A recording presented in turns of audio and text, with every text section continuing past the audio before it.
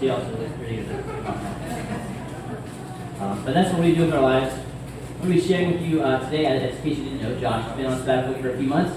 Sabbatical is just a word that we use in the church to explain a time when someone takes a season off. Ministry is an incredibly draining time for people emotionally and spiritually, and so Josh has been doing that strong for 9 years. So the eldership of the church decided we needed to take just some time to rest and refresh and get connected to God again. So that's where he's been the last couple months. So I am finishing up today. We should be here next week, right? Woo, that's awesome. Excited to see Josh again. And I keep seeing him around town, like moving around. I don't want to talk to him, just let him do his thing. So anyway, I'm just going to be finishing up, and that'll be cool. So I have, there's a 20th century German theologian named Karl Barth. Anyone familiar with him? Awesome, cool. He wrote this big, long book called Church Dogmatics, which is like the gold standard for churchy nerds to have to read about what it means to just the kingdom and what God did through redemption. This was 50, 60 years ago. I don't understand any of it, but I know that it's really good and really smart and really deep. This guy has a quote that I love. He says, when we're doing theology, so again, a guy who's given his entire life to doing theology, saying who God is, he says we need to do it with the newspaper in one hand and the Bible in the other. Okay, it's a pretty good quote. The idea that we don't do theology in a vacuum. We don't learn about who God is just from the scriptures.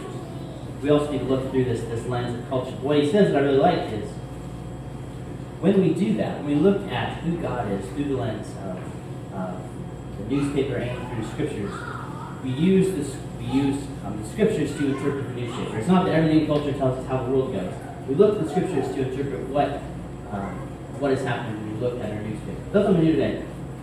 In this sermon, I'm going to read just a few bits from the newspaper. This is yesterday's. Somebody read the paper yesterday? No? Anybody read the paper anyone? Okay. So, this is the Express piece of the state championship. Woo, you know that? Awesome. The people, that's cool. So, I'm just going to read you a few things in here, and there's a theme to the articles I've selected. See if you can figure it out.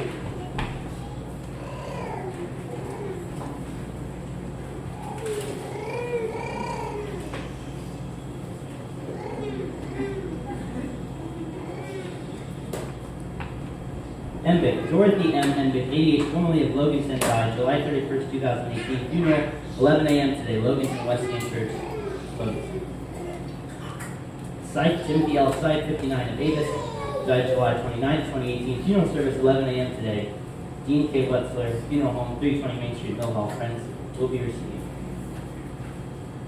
Stahl, Harold J. Stahl Jr., 74, died July 6, 2018. Memorial service, 11 a.m. Wednesday, August 29, 2018, Yoski Funeral Home and Cremation Services, LLC, 121 West Main Street, Lock Haven.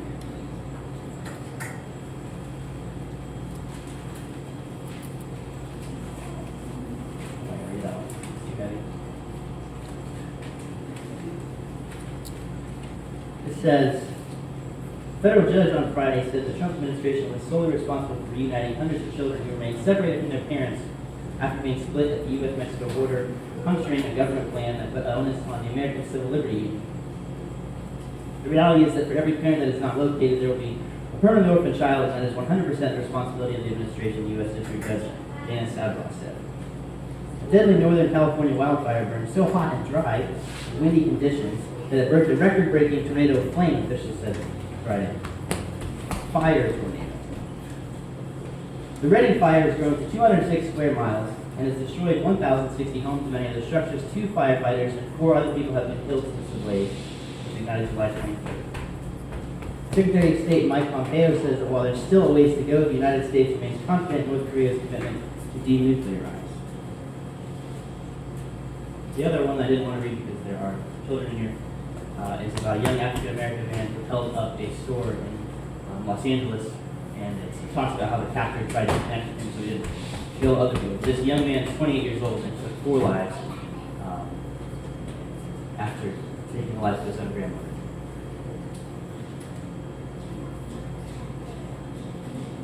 This is the newspaper from yesterday. and today, Saturday Sunday, I do in Market. And it is completely filled and overwhelmed with the concept of death. We live in a city, in a town, in a state, in a world that is corrupted by death. I know that's not a really cheery thing to say on a nice, beautiful Sunday morning. I know when we talk about death, it's really it's an awkward situation. It's uncomfortable and it makes us apprehensive. And some people, if you're getting closer, they really don't want to talk about it. And if you're young, you never think about it. This concept that someday this thing is going to end. Genesis 3 expands the idea of death to more than just physical death. So our world in general is done. Things aren't as they were supposed to be. But the way that we interact with each other is broken, and there's wars, and children in Yemen are suffering, and there are people in the United States who do unthinkable things just to make it through the day. Death is everywhere.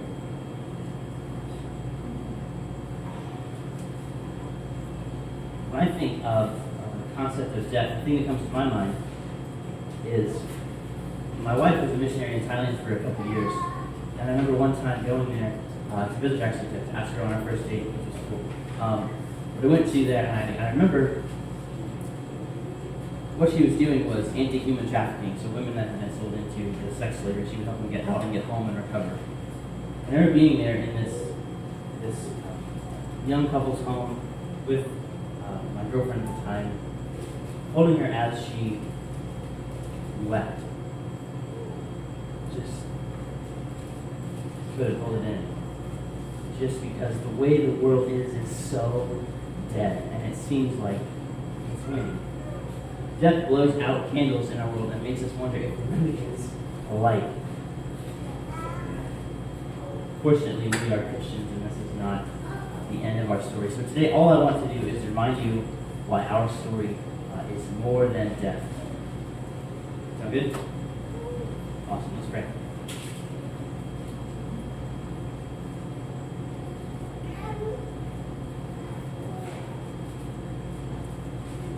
Jesus, my lips are moving, I get to talk to you, I get to be in your presence, and this is so because of you. Everything that happens from this moment on is because of you. My life has begun, my eternity, my hope, my joy is all because of you, and I thank you so much. Please speak to us today. Thank you so much for your goodness. Let your kids hear you today. Amen. Okay, so everybody take a deep breath. Let it out. Okay, that was nice and heavy start. So we're going to get a little bit easier for a second. I don't talk faster, you guys can smile at me, and I like that better because it makes me sad when you guys are sad. So if you guys have Bibles, we're going to be in John chapter 11.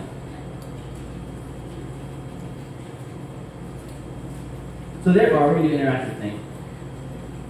Josh. Told you I'd call you. So there are 4 books in the Bible that tell us about the life of Jesus. What are they, Josh? What is it? Matthew, Mark, Luke, and John. Awesome. Okay, and what do we call those? The Gospels. Awesome. See, everybody knows. Cool. We got that story. So the first 3, Matthew, Mark, and Luke, in theology in our world, we call those the Synoptic Gospels. Anybody heard that word before? Okay, awesome. Cool. You're smart. So the Synoptic Gospels, that's a Greek word that just means they have the same view. They share the same idea. So the story we read in Matthew, Mark, and Luke looks very similar. Jesus is, he's born, he has his ministry in Galilee, he goes, and he dies, and he comes back to life. Awesome. That's the gospel story. John, the 4th gospel, is written, most people think, 50 years later than the other ones. So this is a gospel that is written to people that have already been Christians for a while. Does that make sense? So it's a different kind of story. You know the story, you know Jesus died, you know he came back to life. Let me remind you about the kind of person that he is. So that's the story we get in John. It's really, really cool. There's lots of stories in John that are unique to John. And this is one of them, from John chapter 11. John's the only one that tells this story. Need to do a little bit of reworking some things. So, how did you hear last time I talked? Okay, cool. Do you remember the stoplight thing about the way Israel looks? Yes? No? Sort of? Okay, awesome. Sweet. So, if we imagine, if you weren't here, that's fine. If you imagine ancient Israel as a traffic light, a stoplight, whatever you want to call it, and it's hard for me to call it mine, but I've been told the top one is red. Right? No? Right. See, colorblind. Yes. Red, yellow, green. Red is the top, and then yellow, and then green. There's 3. Do a snowman. That's easier. I don't care. Whatever. Forget colors. They're all white. So the top part is Galilee. Everybody say Galilee. Galilee. Yeah, right. Galilee is the top part. Right. The middle part is Samaria. Say Samaria. Okay. And the last part down the bottom is Judea. Awesome. Oh, you guys are ahead of me. Yep. Say Judea. Awesome. Cool. We're all on the same page. So Galilee, Samaria, Judea.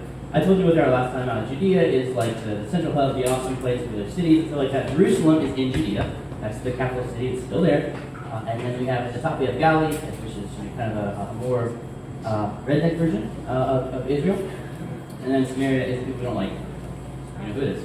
So that's the what we're happening today. Today we're not in Galilee, but we're in Judea. Okay, and we are going to be near the city of Jerusalem, and then about a couple miles away from that, and then in and there or north of that. Okay, so we got that in a town called Bethany.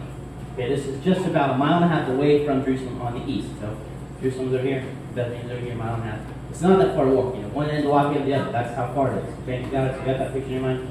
Awesome. So that's what's happening. That's where we are today. Jesus has, it's the end of his ministry.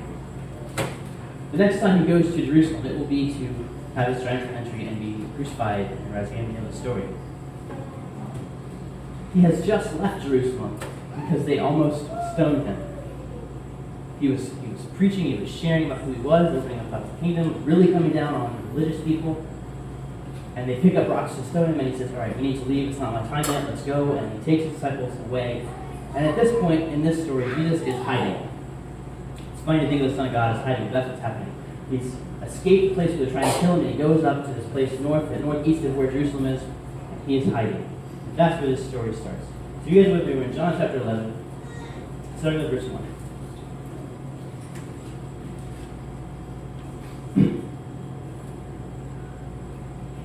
A man named Lazarus was sick. He lived in Bethany with his sisters, Mary and Martha. This is the Mary who later poured the expensive perfume on the Lord's feet and wiped them with her hair. Her brother Lazarus was sick. The two sisters sent a message to Jesus telling him, Lord, your dear friend is very sick. But when Jesus heard about it, he said, Lazarus' sickness will not end in death. No, it happened for the glory of God, so that the Son of God will receive glory from this. So although Jesus loved Mary, Martha, and Lazarus, he stayed where he was for the next 2 days. Finally, he said to his disciples, let's go back to Judea. So let's do some memory work here. Then you guys, who was here for Sam's last sermon? Okay, some of you can nod your heads. Look at it. So, in that sermon, he talked about this, the most important thing. It was really, really cool. It was a good sermon about what you will need to get more than anything else. And the story he told was of these people, Mary and Martha, how when Jesus went to visit them, Martha was busy doing things and wanted to have all this cool stuff ready for him, and look what I did for you, Jesus. And then Mary just sits and listens. Okay, this is the same people, okay, and they live in Bethany, and most scholars think this is Jesus' home base for his Judean ministry, is this town of Bethany with these families, okay? So the same people, Mary, Martha, and then their brother Lazarus, who also lives there with them. Everybody got it so far? Awesome. So he gets word that Lazarus is sick, and it's Jesus, they've seen him do miracles, they know he can heal people, they send word, hey, come and heal our brother, come put him back together. And Jesus says, this isn't going to end in death, but for the glory of God. God is going to be glorified through this. And he doesn't come right away. He stops, he waits. He stays where he is. Why? Let's keep reading. John 11, verse 8.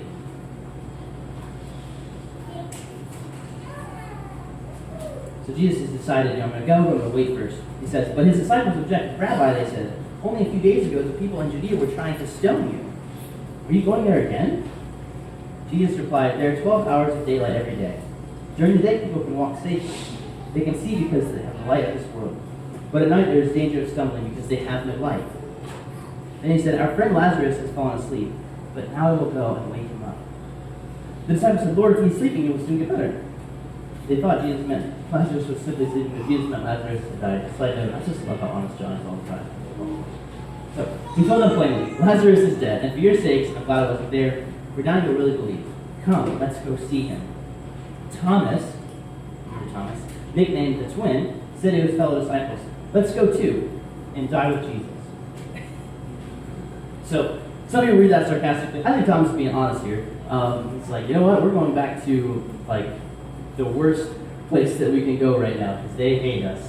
And we're going to go with Jesus and see what happens and try and raise this dead man.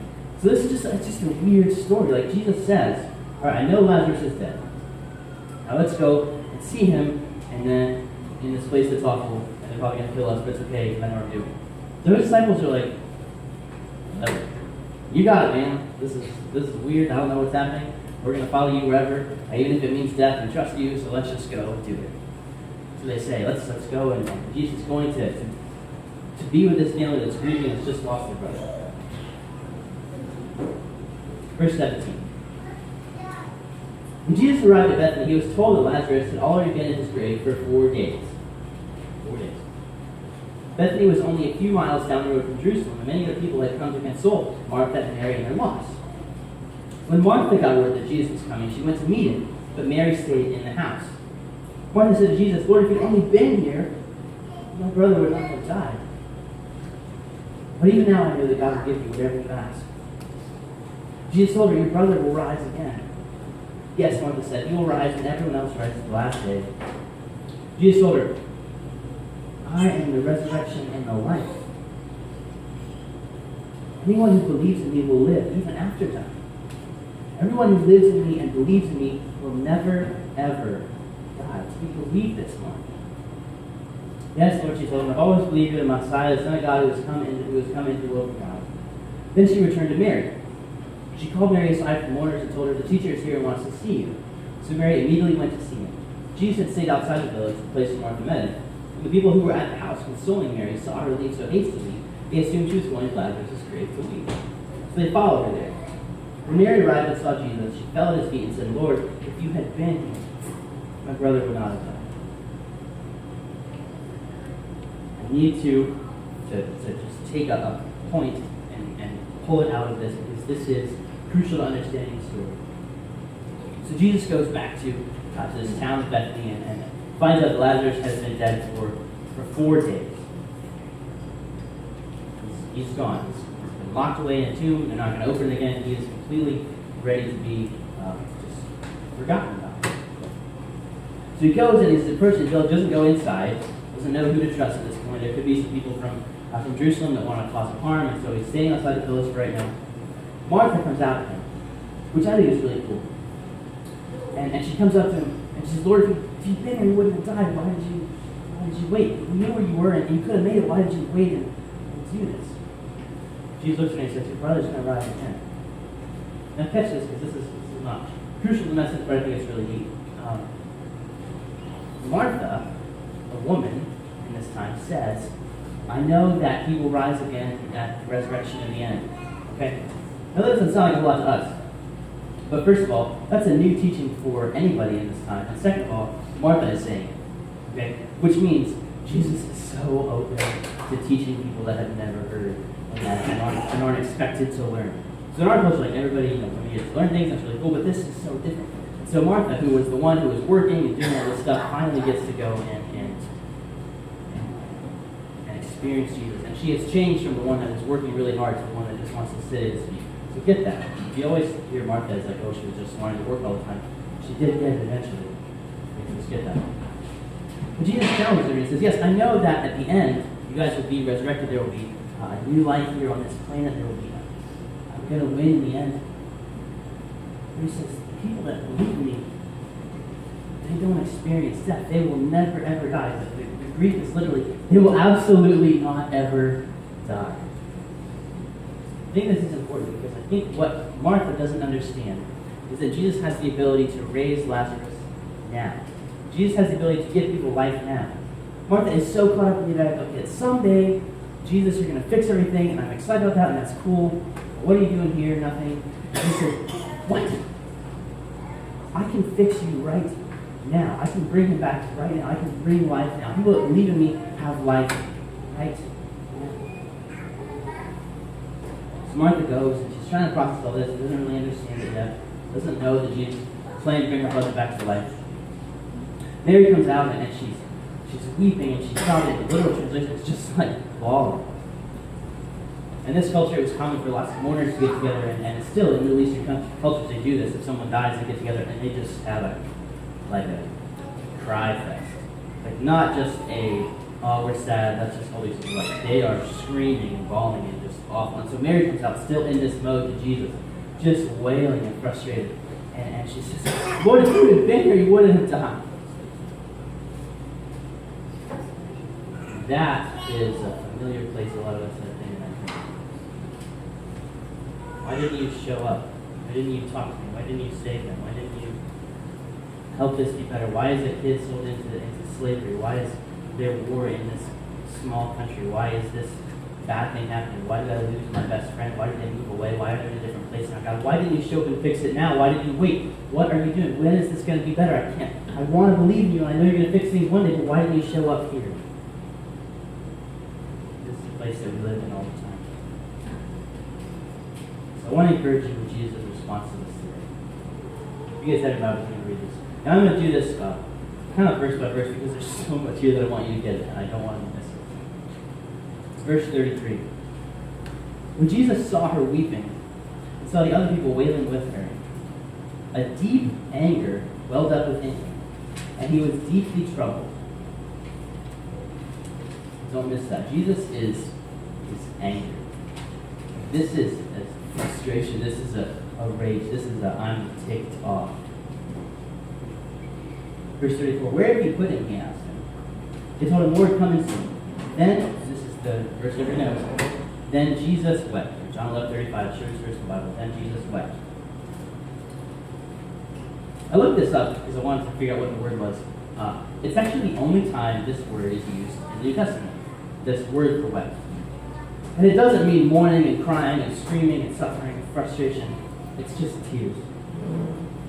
It's just Jesus. When he saw them in this angry rage, he was smoking. There were just tears coming out. It is just blind frustration. I want to let you know today that that blind frustration is at this enemy that ruins so much of our lives called death. So many times when Jesus' pain is this nice, meek, humble person, but when it comes to death, Jesus is living. The enemy doesn't get to have this anymore. Stop taking away my things. These belong to me. I love my kids. You stop it. People who were standing nearby said, see how much he loved him. But some said, this man healed a blind man. Couldn't he have kept Lazarus from dying? Jesus was still angry as he arrived at the tomb. A cave with a stone rolled across his entrance. Roll the stone aside, Jesus told them. But Martha, the dead man's sister, protested, Lord, he's been dead for 4 days. The smell will be terrible. In this culture, they would check the tomb after 3 days to make sure they were actually dead. So a day ago, Mary, Martha, everybody, they were having our last hope. We're going to go in and see if he's actually dead. And guess what? He was actually dead. They locked it up. They would actually move them after the 3rd day from a new place in the tomb. They would have them sitting out and kind of decomposing, and then they would wrap them up and put them like back in the chambers, and they would just be out there gone. They're done. There was a belief that up until 3 days, the soul still kind of traveled around the body, and they could come back if they wanted to. So it's been 4 days. Even in their best hopes, it's gone. He's done. The smell's off. He's been dead for 4 days. So you don't want to open that. Just let it be. Just be done with it. Jesus responded, didn't I tell you that you would see God's glory if you believe? So they rolled the stone aside. Then Jesus looked up to heaven and said, Father, thank you for hearing me. You always hear me, but I said it out loud for the sake of all these people standing here, so they will believe you sent me. Then Jesus shouted, Lazarus, come out! And the dead man came out, his hands and feet bound in grave clothes, his face wrapped in a headcloth. Jesus told them, unwrap him and let him go.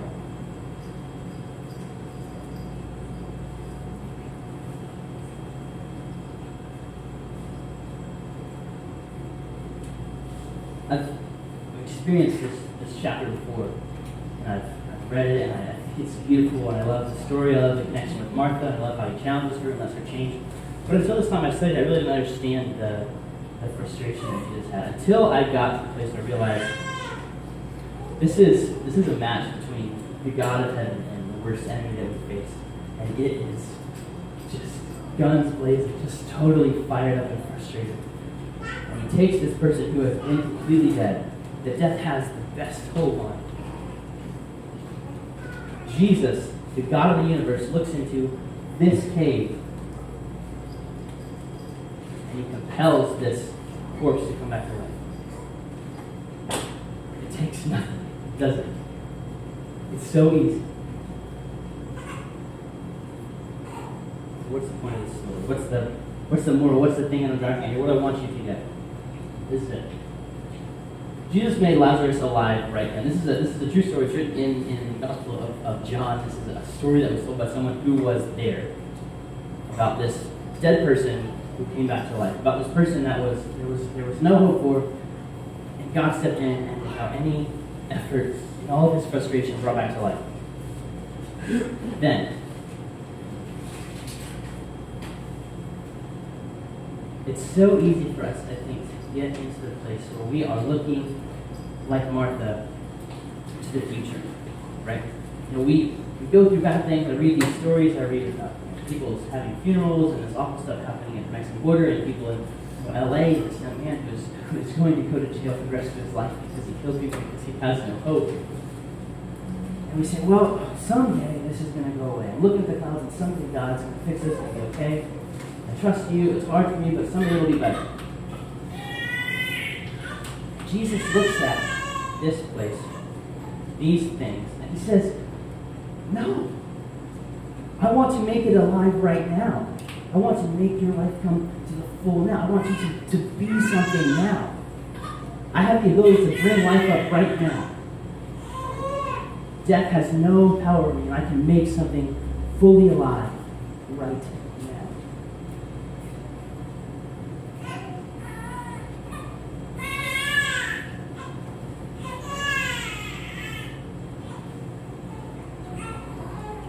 If you don't know the life that comes from being connected to Jesus, I pray that you do.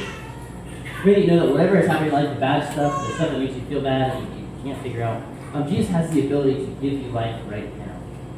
For those of you that haven't experienced Jesus, don't know who he is, or we're just like, I don't know what's happening here. It's kind of the full idea of the age of Jewish teaching. That person can make you have the best life right now. Eternal life can begin right now, forever. You can be in heaven right now.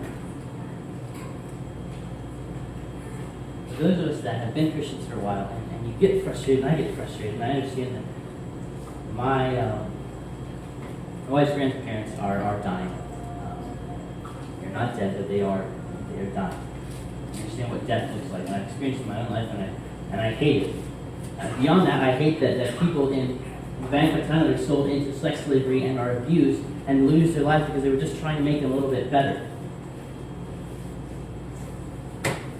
Let's please stop waiting until the end to let God fix it all. Let's go and be alive people now that change the world.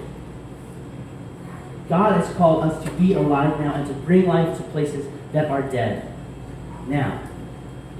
We don't have to wait for heaven to come.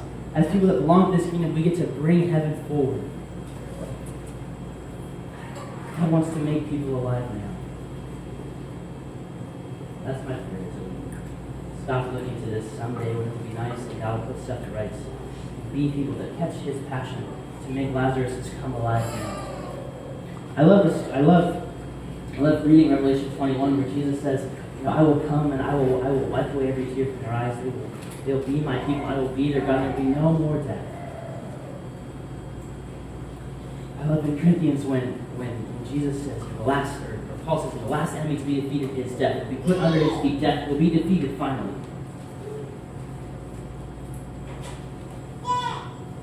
But I'm missing my life as a Christian, as a believer, if I skip over John 11:25, where Jesus says, I am the resurrection and the life. Your life begins now. It can belong to you, and it can belong to people around the world that are suffering. And our calling, our life, our whole purpose of existence is to be a part of making them come alive, partnering with God to bring life back into a world that is dead. So as you read this newspaper, as you read these obituaries, these things that hurt, in a world that's messed up, our life isn't just wait for God to fix it something, it's just be a part of what He wants to do now to bring life to the world. I pray that we realize that our God is the resurrection and the life. Let's pray.